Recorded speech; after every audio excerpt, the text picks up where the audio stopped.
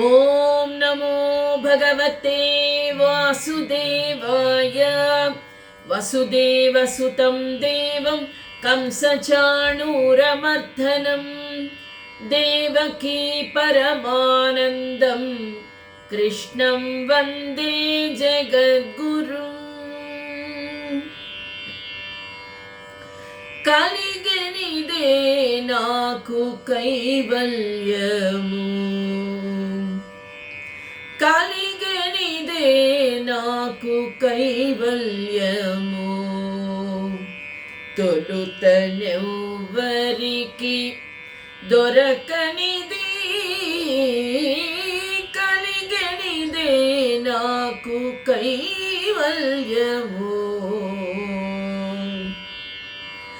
శరణము గోవింద, శరణము కేశవ, శరణము గోవింద, శరణము కేశవ, శరణు శరణు శ్రీ జనార్దన. శరణము గోవింద, శరణము కేశవ, శరణు శరణు శ్రీ జనార్దన. పరమమిరుంగను భక్తి ఎరుంగను, పరమమిరుంగను భక్తి ఎరుంగను. నిరతము నాగతి నీ దాస్యమే, కలిగనిదే నాకు కైవల్యము. తొలుతనెవ్వరికి దొరకనిది, కలిగనిదే నాకు కైవల్యము.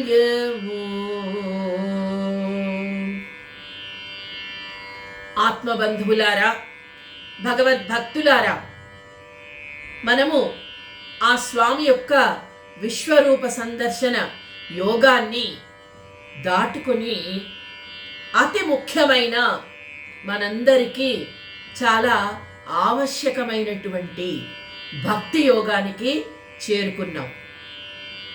ప్రతి మనిషికి ఈ జీవితంలో అణువున మన వెంట ఉండి నడిపించేటువంటి యోగము భక్తి యోగము.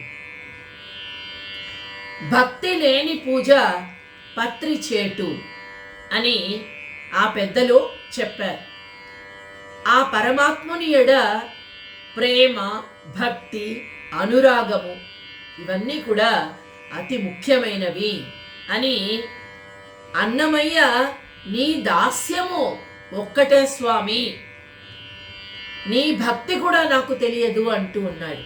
అంటే నీ దాస్యము, నిరతము నీ ధ్యానము, నీ భక్తి, నీ దాస్యము ఇవే నాకు ఎప్పటికీ ఇవ్వు అని అన్నమయ్య రాశాడు. మనం ఇప్పుడు ఆ భక్తి యోగంలో ఆ స్వామి ఏం చెప్పబోతున్నాడో తెలుసుకుందాం. ఓం శ్రీకృష్ణ పరబ్రహ్మణే నమః. శ్రీమద్భగవద్గీతా భక్తి యోగః.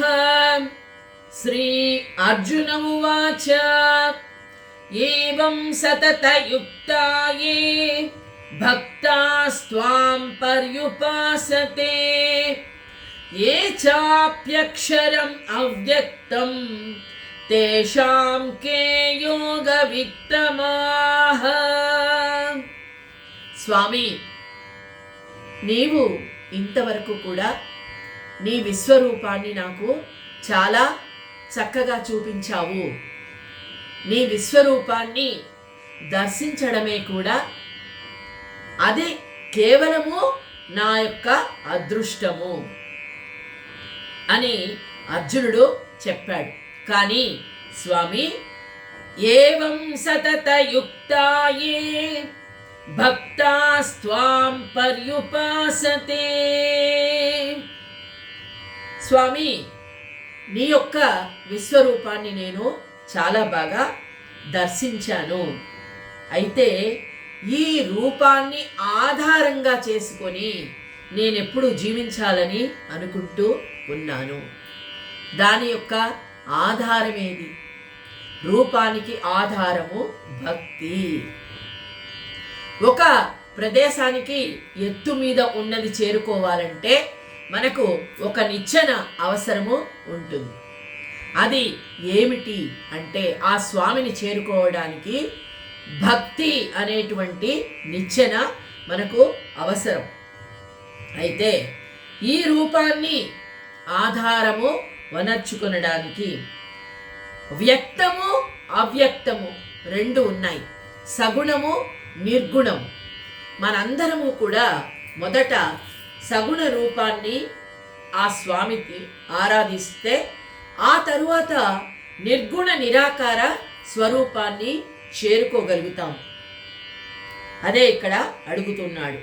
ఏవం సతతయుక్తాయే భక్తాస్త్వాం పర్యుపాసతే అంటూ ఉన్నాడు. అయితే స్వామి కొన్ని విధాలైనటువంటి మార్గాలు ఉన్నాయి కదా, సగుణము నిర్గుణము. భక్తి వలన నిజమైనటువంటి సగుణ రూప సాధనము ఏర్పడుతుంది. అంటే మొట్టమొదట ఒక రాముడుగా ఆ స్వామిని ఆరాధిస్తే మనము ఆ రాముని రూపము కళ్ళు మూసుకుంటే మనకు కళ్ళ ముందర కనపడాలి. ఆ విధంగా ఆరాధించాలి.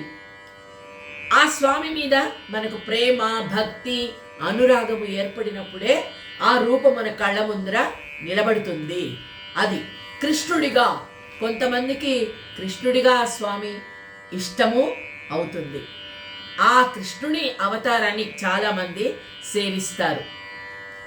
సగుణ రూపము రామునిగా, కృష్ణుడిగా, నరసింహస్వామిగా రకరకాలైనటువంటి రూపాలలో ఆ స్వామిని భక్తిగా ఆరాధించాలి. ఆ తరువాతది ఏమిటి?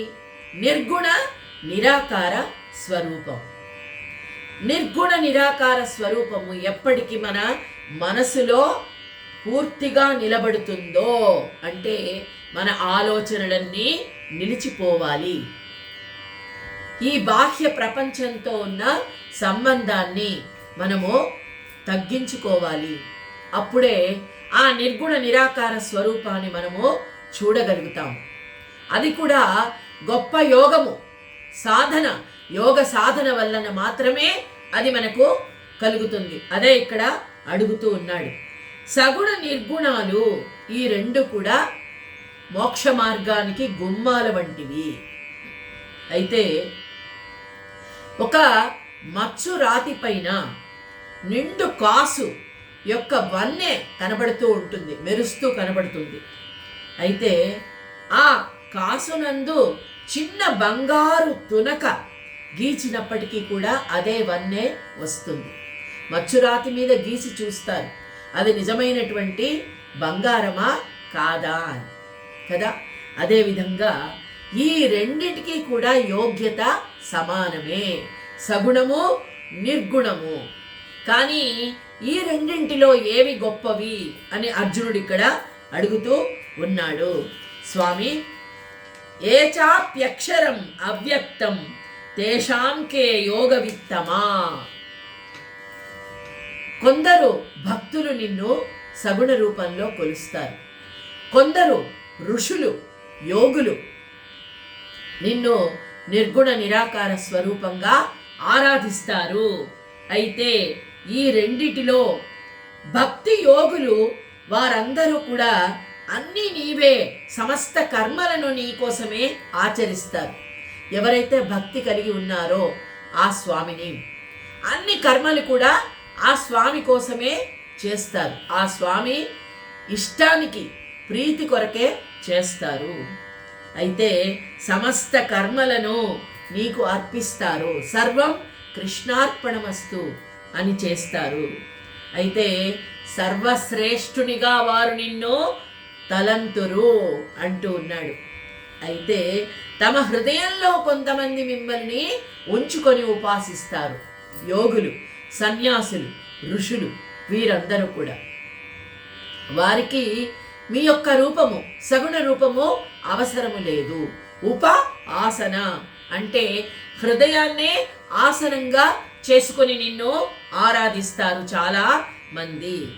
మరి ఆత్మైక్య భావంతో ఓంకారం కంటే కూడా భిన్నమైనటువంటి నీ రూపాన్ని వారు అవినాశి, నిర్గుణము, నిరాకారము, నిత్యము అయినటువంటి నీ రూపాన్ని ఆరాధిస్తారు. అయితే నిజమైనటువంటి జ్ఞానము, వాస్తవిక జ్ఞానము ఎవరికి కలుగుతుందో ఒక్కసారి సెలవు ఇవ్వాలి స్వామి నీవు అంటూ ఉన్నాడు అర్జునుడు. శ్రీ భగవాన్ వాచ మయ్యావేశ్య మనో యే మాం నిత్యయుక్తా ఉపాసతే శ్రద్ధయా పరయోపేతాః తే మే యుక్తతమా మతాః. మొత్తము భక్తి యోగంలో ఈ యొక్క శ్లోకము చాలా ముఖ్యమైనటువంటిది. శ్రద్ధ. మొట్టమొదట మనం ఏ పని చెయ్యాలనుకున్నా ఉండవలసినది శ్రద్ధ. సాయిబాబా కూడా అదే చెప్తారు, షిరిడి సాయిబాబా. శ్రద్ధ, సబురి, ఆ 2 రూపాయలనే ఆయన దక్షిణగా అడుగుతారు. ఏమిటి అంటే ఆ భగవంతుడి మీద శ్రద్ధ. మనం ఏం చేయాలనుకున్నా ఆ శ్రద్ధ అనేది ముఖ్యంగా కావాలి, శ్రద్ధగా చెయ్యాలి. సబురి అంటే ఓర్పు ఉండాలి. మనము ఈ పూజ చేస్తున్నామే, ఈ పూజ చేస్తే భగవంతుడు కరుణించలేదే అంటే భగవంతుడికి నా మీద ఇష్టం లేదు, నేను ఎందుకు చెయ్యాలి? ప్రతి విషయంలో కూడా ఓర్పు అనేది అవసరం. శ్రద్ధ. మయ్యావేశ్య మనో యే మాం నిత్యయుక్తా ఉపాసతే. అయితే మానవుడు ఉపాసన ఏ విధంగా చేస్తున్నప్పుడు, ఉపాసన అంటే రోజు కూడా ఆ భగవంతుణ్ణి ఇక్కడ హృదయంలో ప్రతిష్ఠించుకుని నువ్వెక్కడో లేవు, నాలోనే ఉన్నావు అని ఉపాసన ఎప్పుడైతే చేస్తాడో, స్మరణ చేస్తూ ఉంటాడో, మననం చేస్తూ ఉంటాడో, కీర్తన చేస్తూ ఉంటాడో, అప్పుడు రోజు రోజుకి కూడా శ్రద్ధ పెరుగుతూ ఉంటుంది. ఏ విధంగా అంటే సూర్యబింబము అస్తమించిన తరువాత కూడా సూర్య కిరణాలు సంచరిస్తూనే ఉంటాయి. ఆ విధంగా అంటే ఎక్కడైతే శ్రద్ధ, భక్తి ఎక్కడ ఉంటుందో శ్రద్ధ కూడా భక్తి శ్రద్ధలతో అని చెప్తారు కదా. ఏ పని చేసినా భక్తి శ్రద్ధలతో అంటారు. ఆ ఉపాసన భక్తితో చేసినప్పుడు శ్రద్ధ పెరుగుతూ ఉంటుంది. శ్రద్ధయా పరయోపేతాః తే మే యుక్తతమా మతాః. నది సముద్రము వద్దకు వెళుతూ ఉన్నప్పుడు కూడా దాని వెనక అనేకమైనటువంటి ప్రవాహాలు, చిన్న చిన్న కాలువలు వచ్చి చేరుతాయి.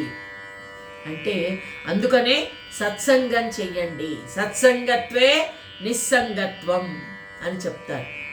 నిస్సంగత్వం, నిస్సంగత్వే నిర్మోహత్వం, నిర్మోహత్వే నిశ్చలతత్వం, నిశ్చలతత్వే జీవన్ముక్తి అని శంకరాచార్యులు చెప్పినట్టుగా ఎక్కడైతే ఆ శ్రద్ధ, ఆ భక్తి కుదురుతుందో, మొదలుపెట్టి మనం ఏ పనైనా చేసినప్పుడు నది వెనుక ప్రవాహంలాగా అన్నీ వచ్చి చేరినట్లుగా ప్రేమ భావము, భగవంతుడి మీద ఉండవలసినది ప్రేమ, ప్రేమతో కూడినటువంటి భక్తి. అందువలననే గోపికల భక్తి అనన్యమైనటువంటిది. ఇదే విధంగా ఎప్పుడైతే ఆ ప్రేమ భావము పెంపొందుతుందో ఇంద్రియాలన్నీ కూడా వాటి విషయాలను వదిలిపెట్టి వేస్తాయి. అది ఆటోమేటిక్గా జరుగుతుంది. వేరే ఎవరు కూడా చెప్పవలసిన అవసరము లేదు. అందుకనే ఆ భగవంతుణ్ణి స్తోత్రం చేస్తూ చేస్తూ చేస్తూ ఉన్నట్లయితే, అందరూ కలిసి స్తోత్రం చేస్తున్నప్పుడు తప్పనిసరిగా మనస్సు నిలవడం జరుగుతుంది. ఆలోచనలు పక్కకు వెళ్ళిపోతాయి, ఆలోచనలను వదిలేయడం జరుగుతుంది. మనోభావాలు అన్నీ కూడా భగవంతుడికి మనకు తెలియకుండానే అర్పిస్తాము. అందుకనే శ్రద్ధయా పరయోపేతాః తే మే యుక్తతమామతాః. ఆ శ్రద్ధ భగవంతుడి మీద పెట్టినప్పుడు సమయాలు ఆలోచించము. రాత్రియా పగల, ఎప్పుడు మధ్యాహ్నమా, ఆ భగవంతుడి మీద ప్రేమ ఉన్నప్పుడు ఎప్పుడు కూడా ఏ పని చేస్తున్నా మన మనసు భగవంతుడికే అర్పించడం జరుగుతుంది. కాబట్టి ఆ విధంగా ఉపాసన ఎవరైతే చేస్తారో, ఏ భక్తుడు తన సర్వస్వాన్ని నా మీద వదిలేస్తాడో అతనిని మాత్రమే నేను పరమ యోగయుక్తునిగా, యోగ శ్రేష్ఠునిగా తలుస్తాను అర్జున అంటూ ఉన్నాడు. అంటే అది సగుణమా, అది నిర్గుణమా, ఇవన్నీ కాదు. శ్రద్ధతో కూడినటువంటి భక్తి ఒక్కటే నాకు కావలసింది అని చెప్తున్నాడు. ఏ త్వక్షరమనిర్దేశ్యం అవ్యక్తం పర్యుపాసతే సర్వత్ర గమచింత్యం చ కూటస్థమచలం ధ్రువం. ఏ త్వక్షరమనిర్దేశ్యం అంటే ఆత్మ సాక్షాత్కారాన్ని పొందేటువంటి వారు నిర్గుణ అవినాశతత్వాన్ని చూస్తారు. నిజంగా ఆత్మ సాక్షాత్కారాన్ని పొందాలని అనుకునేటువంటి వారు ఏ త్వక్షరమనిర్దేశ్యం అవ్యక్తం పర్యుపాసతే, వారికి నా సగుణ రూపంతో అవసరము లేదు అర్జున. అంటే వారు ఆత్మ సాక్షాత్కారాన్ని పొందగోరుతున్నారు, ఇక్కడ నిలుపుకోవాలనుకుంటున్నారు. అటువంటి వారికి నిర్గుణమైనటువంటి అవినాశితత్వము అంటే నాశనము కానటువంటి పరబ్రహ్మ సాక్షాత్కారాన్ని వారు ఎప్పుడైతే పొందాలనుకుంటారో, ఎవని యొక్క బుద్ధి కిరణము కూడా ఎక్కడా ప్రవేశించలేదో అంటున్నాడు. అంటే వారు ఆ తురీయ స్థితికి చేరుకుంటారు. అలాంటి వారు మాత్రమే సర్వత్ర గమచింత్యం చ కూటస్థమచలం ధ్రువం.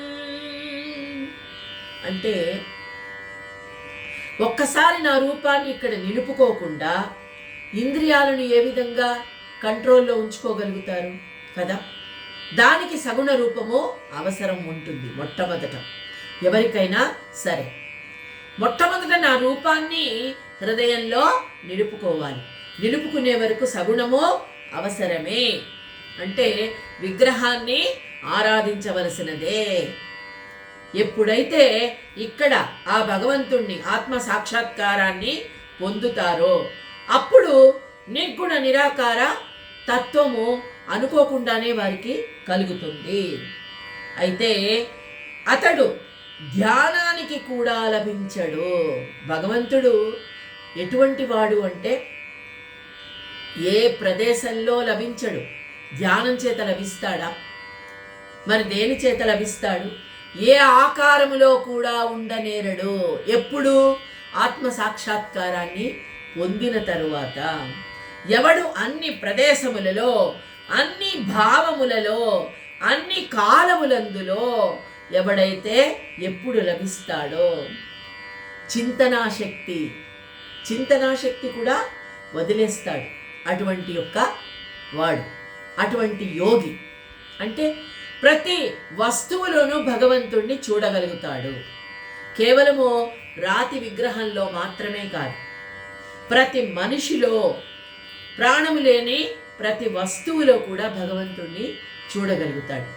మరి అలాంటప్పుడు ఎవడు ఆతడిలో ఉండునా ఈతడిలో ఉండునా, మరి ప్రహ్లాదుడిని గురించి మనం మరీ ఎందుకు చెప్పుకుంటున్నాము అంటే, అతడు ఎటువంటి భక్తుడు అంటే, కళ్ళు మూసినా తెరిచినా నిద్రపోయినా ఏ పని చేస్తున్నా ఆ నారాయణుడిని చూడగలుగుతున్నాడు, ఆయననే స్మరిస్తూ ఉన్నాడు, కీర్తన చేస్తూ ఉన్నాడు.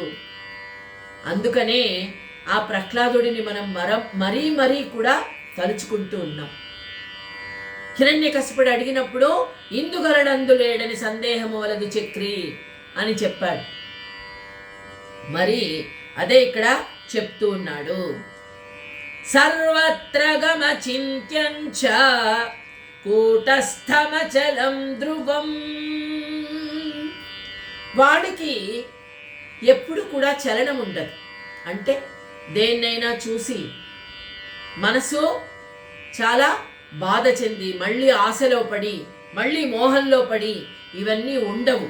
నిజంగా తెలుసుకున్నటువంటి వాడికి ఎన్నడును దూషితుడు కాడు, ఎవ్వరి చేత కూడా దూషింపబడడు.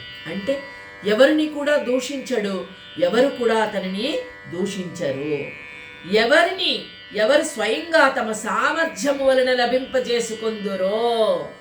ఎటువంటిదా సామర్థ్యము అంటే తురీయ స్థితి, అదే నిజమైనటువంటి చివరి స్థితి, సమాధి స్థితి. ఆ స్థితికి చేరుకున్న తరువాత ఇక భగవంతుడు ఎక్కడో ఉండడు, వారిలోనే ఉంటాడు. ఎవరు వైరాగ్యమనడి ఒక అగ్నిలో తమ సమస్తమైనటువంటి విషయ సమూహాలన్నింటినీ వ్రేల్చివేయుదురో. వైరాగ్యం అంటే అన్నిటినీ వదిలిపెట్టేస్తారు వాళ్ళు. వారికి మోహం ఉండదు. ప్రేమ అంటే అందరి మీద అనురాగం, బంధాలు, బాధ్యతలు ఇవన్నీ కూడా వదిలిపెట్టేస్తారు. మరి ఇంద్రియ సంయమనము అనే బలము మీద ఎవరు ఇంద్రియాలను మరల్చి హృదయ గుహయందు నివసించురో అంటూ ఉన్నాడు. ఎంత చక్కగా చెప్పారో చూడండి జ్ఞానేశ్వర మహారాజ్ గారు. చివరికి ఉండవలసినది ఎక్కడ? మనము ఈ గృహంలోనా? కాదు. ఇంద్రియాలన్నింటినీ కూడా ఒక తప్త స్థితికి తీసుకొని వచ్చి నీటిలో ముంచివేయడం, అగ్నిలో కాల్చివేయడం, ఇవన్నీ కూడా జరిగిపోవాలి. అప్పుడు ఎక్కడుంటాం మనం? గృహంలో. అంటే గృహంలోనే ఉంటాం, కానీ ఏ స్థితిలో ఉంటాం? హృదయం అనే గుహలో. అంటే ఇక్కడ ఆత్మ పరమాత్మలో లీనమైపోయి ఆ గుహలోనే నివసిస్తూ ఉంటాం, ఆత్మైక్య స్థితిలో. ఇక వేరే ప్రదేశం అంటూ ఉండనే ఉండదు. ఇంకా తన ఎందరి ద్వారములను చక్కగా బంధించి ఆసన ముద్రను సాధనమునర్చి.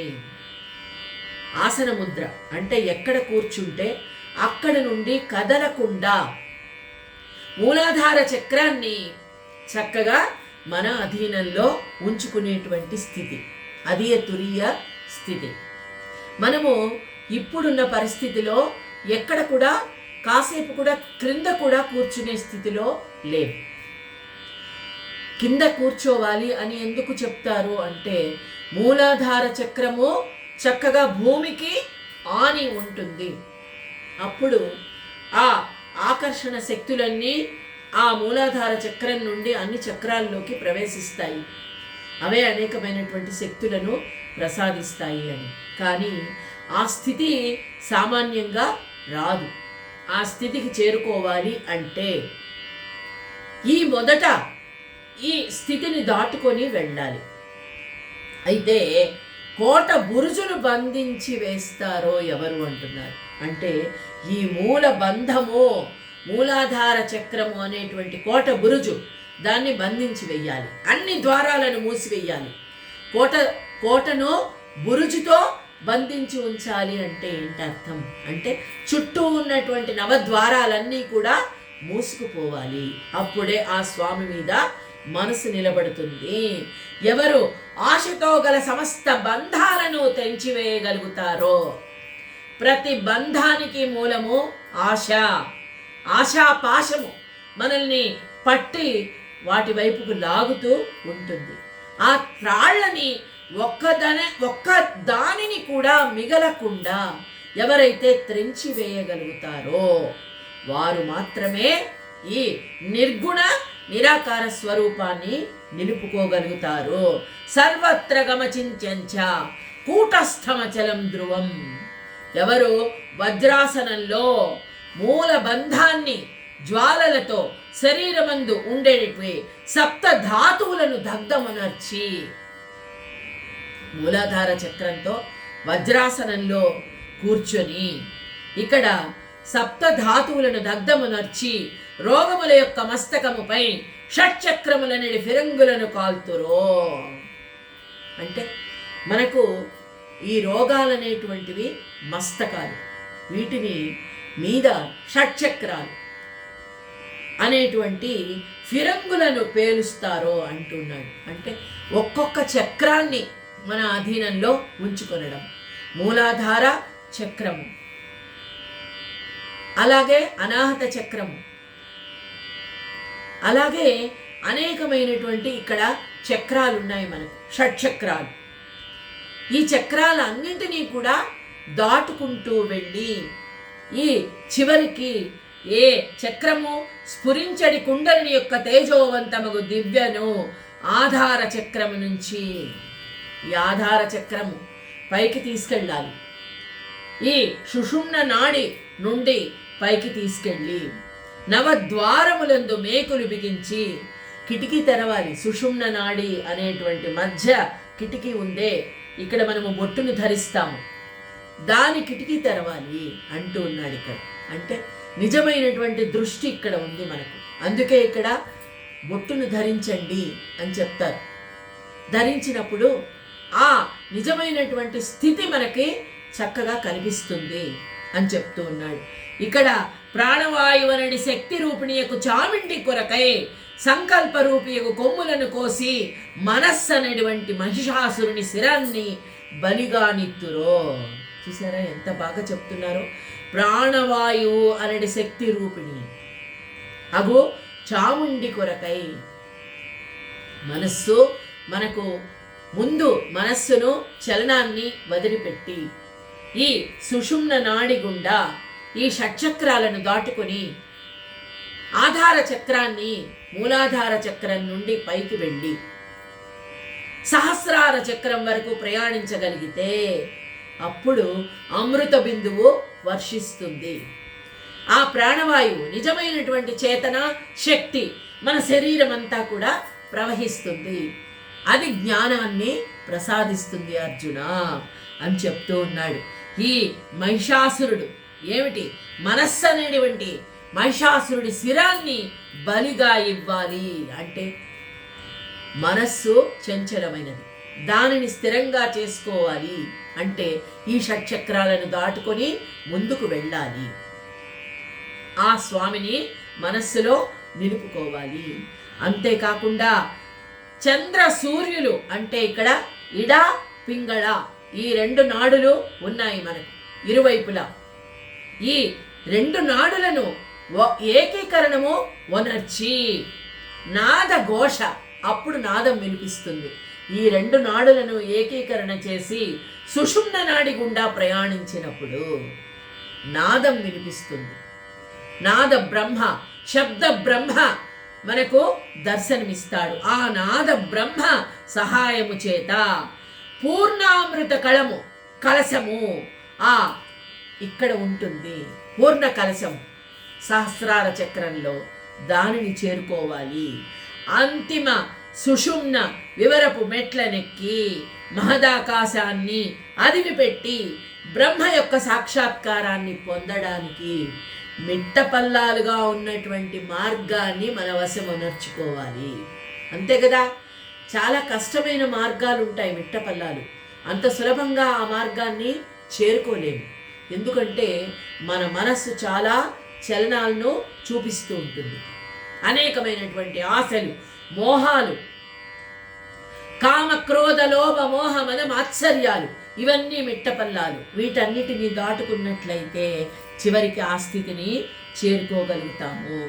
అయితే ఇక్కడ ఇంకొకటి, సంనియమ్యేంద్రియగ్రామం సర్వత్ర సమబుద్ధయః తే ప్రాప్నువంతి మామేవ సర్వభూతహితే రతా.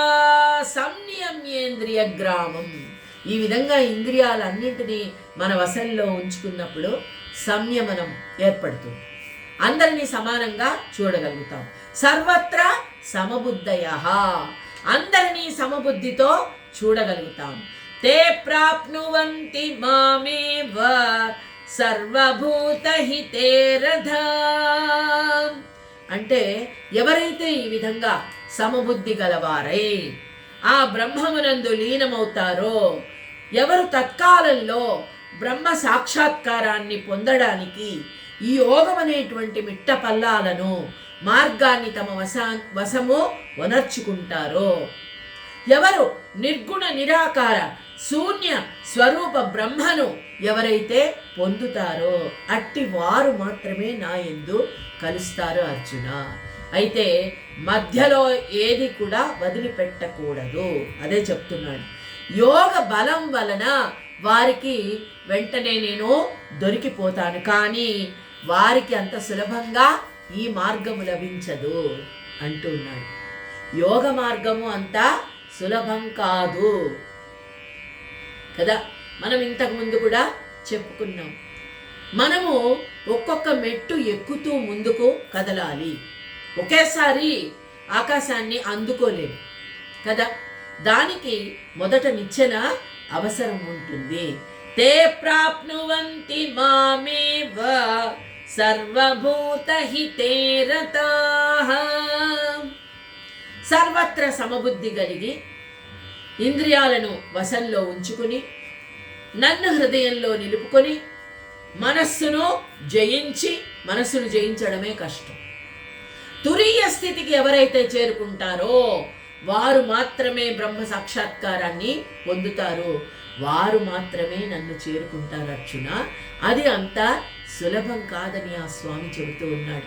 మరి సులభమైనటువంటి భక్తి మార్గాన్ని గురించి ఆ స్వామి ఏమి చెబుతారో మనము రేపటి రోజున తెలుసుకుందాం. ఓం శ్రీకృష్ణ పరబ్రహ్మణే నమః.